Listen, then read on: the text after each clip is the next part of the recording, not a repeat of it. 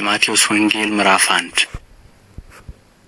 የዳዊት ልጅ የአብርሃም ልጅ የኢየሱስ ክርስቶስ ትውልድ መጽሐፍ።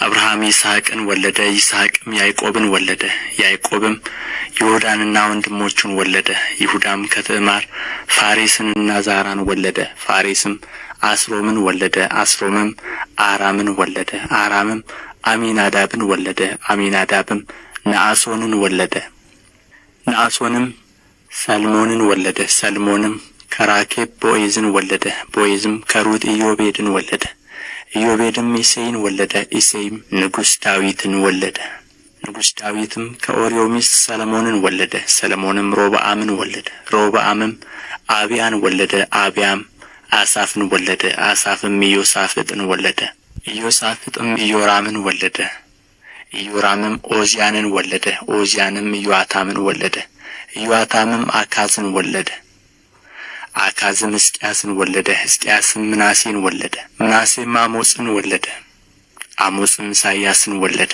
ኢሳይያስም በባቢሎን ምርኮ ጊዜ ኢኮንያንንና ወንድሞቹን ወለደ።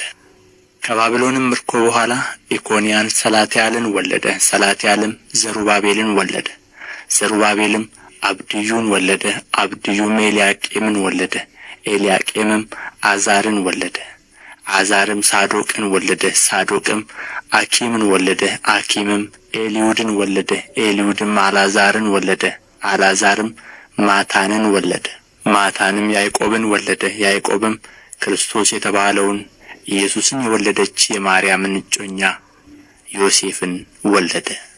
እንግዲህ ትውልድ ሁሉ ከአብርሃም እስከ ዳዊት 14 ትውልድ፣ ከዳዊት እስከ ባቢሎን ምርኮ 14 ትውልድ፣ ከባቢሎንም ምርኮ እስከ ክርስቶስ 14 ትውልድ ነው። የኢየሱስ ክርስቶስም ልደት እንዲህ ነበረ። እናቱ ማርያም ለዮሴፍ በታጨች ጊዜ ሳይገናኙ ከመንፈስ ቅዱስ ጸንሳ ተገኘች። እጮኛዋም ዮሴፍም ጻድቅ ሆኖ ሊገለጥላት ስላልወደደ በስውር ሊተዋት አሰበ።